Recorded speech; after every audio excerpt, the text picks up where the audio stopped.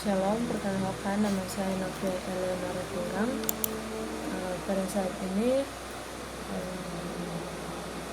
saya akan menyelesaikan tugas dari sejarah gereja, yaitu mengambil materi yang telah dibagikan NER, dan saya mengambil materi tentang perkembangan gereja di Asia sejak tahun 1500 hingga masa kini dalam perspektif misi, kolonialisme, dan kontekstualisasi teologi. Materi ini penting untuk dipelajari karena perkembangan gereja di Asia tidak terjadi begitu saja. Ada perjalanan sejarah yang panjang, mulai dari kedatangan para misionaris, masa penjajahan bangsa-bangsa Eropa, sampai bagaimana gereja Asia saat ini berusaha memberitakan Injil sesuai dengan budaya dan kehidupan masyarakat Asia. Sebelum tahun 1500, sebenarnya agama Kristen sudah hadir di beberapa wilayah Asia, misalnya melalui gereja Timur atau gereja Nestorian yang pernah berkembang di Persia, India, bahkan sampai ke Tiongkok. Namun perkembangan yang jauh lebih besar terjadi setelah bangsa-bangsa Eropa mulai melakukan pelayaran ke Asia pada abad ke-16. Pada tahun 1498, Vasco da Gama berhasil menemukan jalur laut menuju India. Penemuan ini membuka jalan bagi bangsa Portugis untuk datang ke Asia. Setelah Portugis, datang juga bangsa Spanyol, Belanda, Inggris, dan Prancis.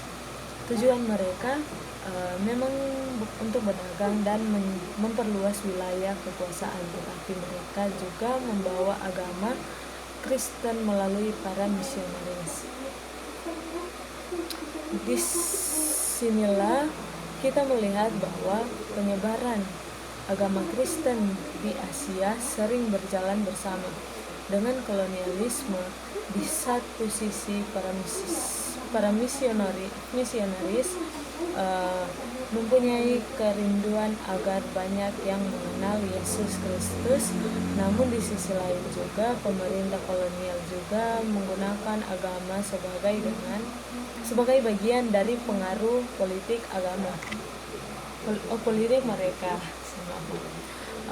Salah satu tokoh misionaris yang terkenal adalah Franciscus Xaverius. Ia berasal dari Ordo Yesuit dan melayani di India, Malaka, Kepulauan Maluku, bahkan sampai ke Jepang. Pelayanannya sangat berpengaruh dalam perkembangan gereja Katolik di Asia. Ia menghadapi banyak tantangan, mulai dari perbedaan bahasa, budaya, hingga penolakan dari masyarakat setempat. Namun akan tetapi ia tetap berusaha memberitakan Injil dengan penuh semangat. Di Filipina, agama Katolik berkembang sangat pesat karena wilayah itu berada di bawah kekuasaan Spanyol. Selama lebih dari 3 abad sampai sekarang, Filipina menjadi negara dengan jumlah umat Katolik terbesar di Asia. Di Indonesia, perkembangan gereja dipengaruhi oleh beberapa bangsa Eropa. Portugis memperkenalkan agama Katolik di wilayah Maluku dan Flores. Setelah itu, Belanda datang membawa gereja Protestan pada masa VOC. Gereja berada di bawah pengawasan pemerintah kolonial. Pendeta-pendeta digaji oleh pemerintah dan kegiatan gereja sering diatur oleh penguasa. Hal ini menunjukkan bahwa gereja dan pemerintah kolonial memiliki hubungan yang cukup erat. Meskipun demikian, para misionaris juga memberikan banyak kontribusi positif. Mereka mendirikan sekolah, rumah sakit, panti asuhan, serta menerjemahkan Alkitab ke dalam berbagai bahasa daerah. Banyak masyarakat yang akhirnya memperoleh pendidikan karena adanya sekolah-sekolah misi. Namun kita juga harus melihat sisi lainnya. Tidak semua cara pemberitaan Injil pada masa itu berjalan dengan baik. Ada kalanya budaya lokal dianggap lebih mudah dibanding budaya barat. Beberapa tradisi masyarakat langsung ditolak tanpa dipelajari terlebih dahulu. Akibatnya muncul anggapan bahwa menjadi Kristen berarti harus menjadi seperti orang Eropa. Pandangan seperti ini kemudian menjadi tantangan besar bagi gereja Asia setelah negara-negara Asia memperoleh kemerdekaan. Gereja mulai menyadari bahwa Injil sebenarnya dapat hidup dalam setiap budaya tanpa harus menghilangkan identitas masyarakat setempat. Hal ini yang kemudian dikenal sebagai kontekstualisasi teologi. Kontekstualisasi teologi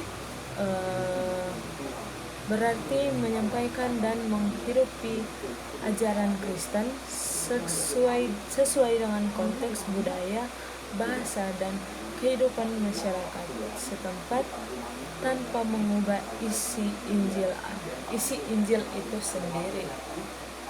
Artinya, pesan keselamatan di dalam Yesus Kristus tetap sama, tetapi cara menyampaikannya dapat disesuaikan dengan budaya masyarakat.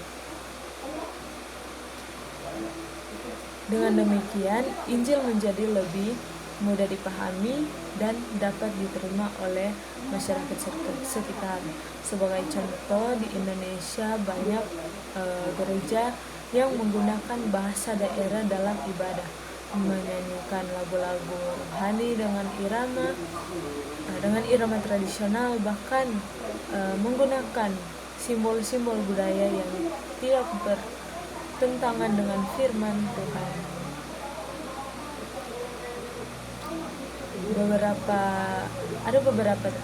Di beberapa daerah juga berkembang teologi yang berbicara mengenai perdamaian, keadilan, kemiskinan, dan kepedulian terhadap lingkungan hidup. Hal ini menunjukkan bahwa gereja tidak hanya berbicara mengenai keselamatan setelah mati, tetapi juga berperan menghadirkan kasih Allah dalam kehidupan masyarakat sekarang. Perkembangan gereja di Korea Selatan juga menjadi contoh yang menarik. Pada awalnya jumlah orang Kristen sangat sedikit, namun melalui penginjilan, pendidikan, doa, dan pelayanan sosial, gereja berkembang dengan sangat pesat. Saat ini Korea Selatan menjadi salah satu negara yang mengirim misionaris terbesar di dunia. Di Tiongkok, perkembangan gereja mengalami banyak tantangan karena adanya pembatas dari pemerintah.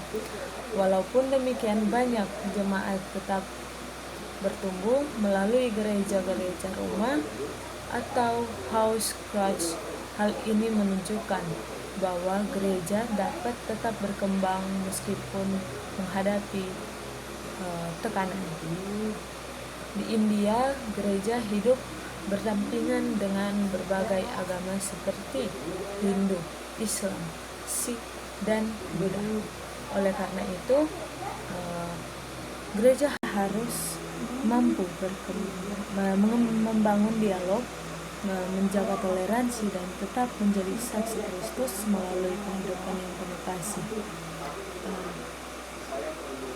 Jika kita melihat perkembangan gereja di Asia saat ini, kita dapat mengatakan bahwa gereja semakin mandiri. Yang dahulunya banyak gereja bergantung pada tenaga dan dana dari negara-negara barat, namun sekarang banyak gereja Asia sudah mampu mengutus misionarisnya sendiri, membangun sekolah teologi, dan mengembangkan pelayanan sesuai kebutuhan masyarakat.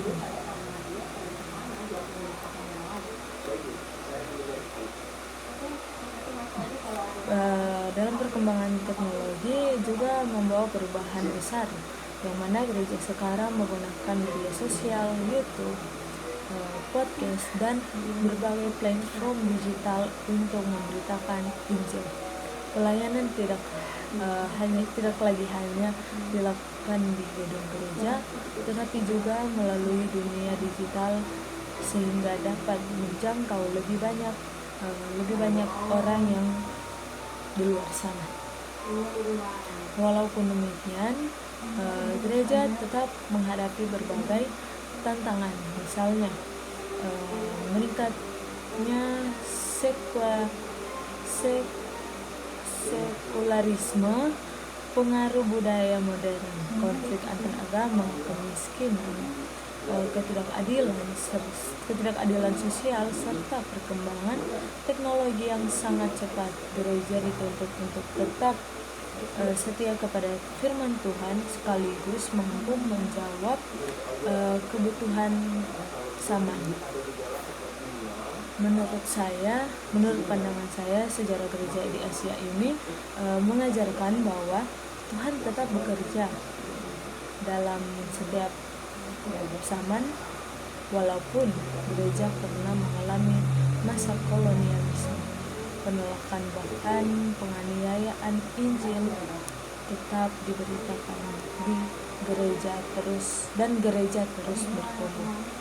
Sebagai orang Kristen, kita juga belajar bahwa misi bukan hanya sekedar tugas para pendeta atau misionaris, tetapi menjadi tanggung jawab setiap orang-orang percaya. Kita dipanggil untuk menjadi saksi Kristus melalui perkataan, sikap, dan tindakan kita setiap hari. Selain itu, kita juga perlu menghargai budaya bangsa sendiri, menjadi orang Kristen yang tidak berarti harus meninggalkan budaya,